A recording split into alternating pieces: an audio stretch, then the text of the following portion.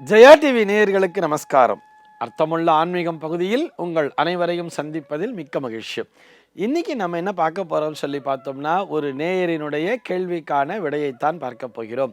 அவர் என்ன கேட்டிருக்கார் அப்படின்னு சொல்லி பார்த்தோம்னா, சபரிமலையினுடைய 18 படிகளை பெண்கள் ஏறக்கூடாது என்று சொல்கிறார்களே, அதற்கான காரணம் என்ன என்பதுதான் அவருடைய கேள்வியாக அமைந்திருக்கிறது.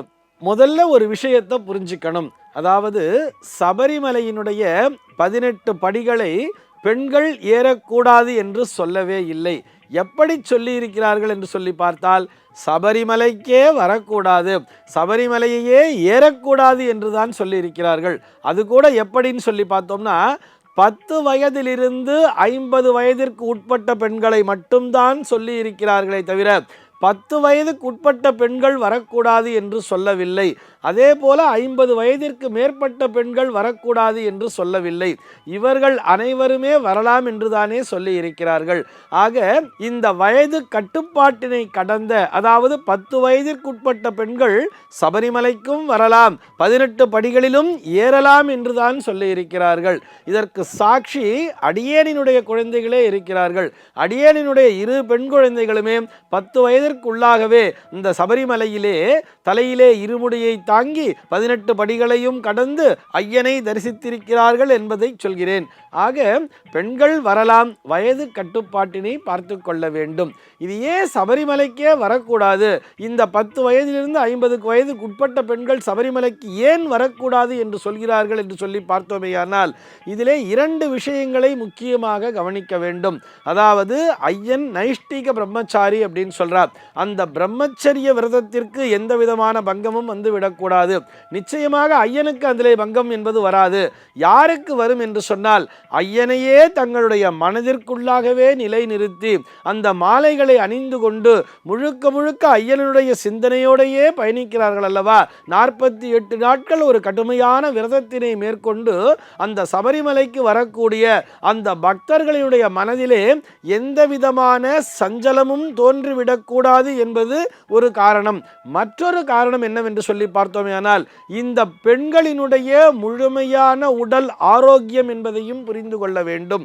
அதாவது இதில் நேரடியாகவே சொல்றேனே, ஒளிவு மறைவில்லாமல் சொல்லணும்னு சொன்னா, இந்த 10 வயதினை கடந்த பெண்கள் அந்த மாத விலக்கு அப்படிங்கிற ஒரு விஷயத்திற்கு ஆட்படுவார்கள் தானே. அது எதனால் வருகிறது? கர்ப்பப்பை சார்ந்த ஒரு விஷயம்னு சொல்றோம். இந்த சபரிமலையை ஏறும் பொழுது, அங்கே ஏறி செல்லும் பொழுது அவர்களுடைய கர்ப்பப்பையிலே ஒரு மாற்றம் என்பது வந்துவிடும், அவர்களுடைய உடல்நிலையானது கெட்டுவிடும் என்பதற்காகவும் இதனை வலியுறுத்தி சொல்லி இருக்கிறார்கள்.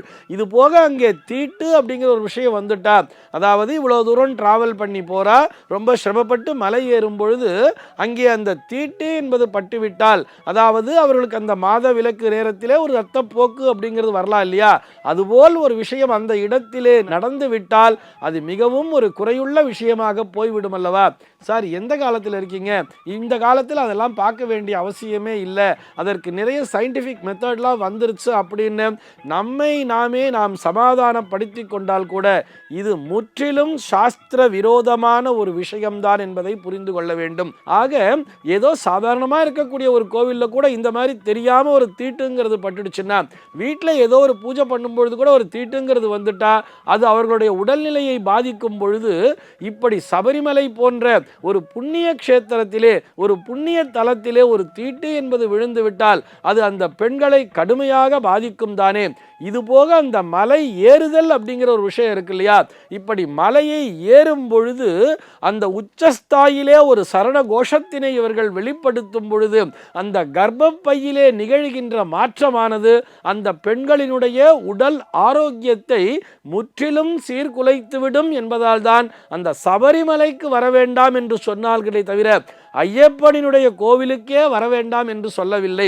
சாதாரணமாக இப்போ நம்ம ஊரில் இருக்கிற ஐயப்பன் கோவிலுக்கெல்லாம் பெண்கள் போய்கிட்டு தானே இருக்கா. அந்தந்த ஊர்களிலே ஐயப்பன் கோவில் என்பது இருக்கிறது. இது போக கேரளாவிலே பார்த்தோம்னா அச்சன்கோவில் என்கின்ற ஒரு ஆலயம் இருக்கிறது, ஆரியங்காவு என்கின்ற ஒரு ஆலயம் இருக்கிறது. இப்படி நிறைய ஆலயங்கள் கேரளாவிலேயே இருக்கின்றன அல்லவா? அந்த ஆலயங்களுக்கெல்லாம் வர வேண்டாம்னு சொல்லலையே, அந்த சபரி பீட்டம் என்கின்ற அந்த சபரிமலைக்கு மட்டும்தான் வர வேண்டாம் என்று சொல்கிறார்கள். அந்த பம்பை நதி வரைக்குமே பெண்கள் எல்லாரும் வரலாம். அந்த பம்பையை கடந்து அந்த கன்னிமூல கணபதி அப்படிங்கிறத ஏறுறோம் இல்லையா, அந்த சந்நிதியில் இருந்துதான் இந்த சபரிமலையினுடைய எல்லை என்பது துவங்குகிறது. அந்த எல்லைக்குள் தான் பெண்களை நுழைய வேண்டாம் என்று கட்டுப்பாட்டினை விதித்திருப்பார்கள். இந்த கட்டுப்பாட்டினை விதித்திருப்பது என்பது அந்த பெண்களினுடைய ஆரோக்கியம் கருதிதானே தவிர வேறொன்றும் இல்லை என்பதையும் புரிந்து கொள்ள வேண்டும். சர்வே ஜனாः சுகினோ பவந்து.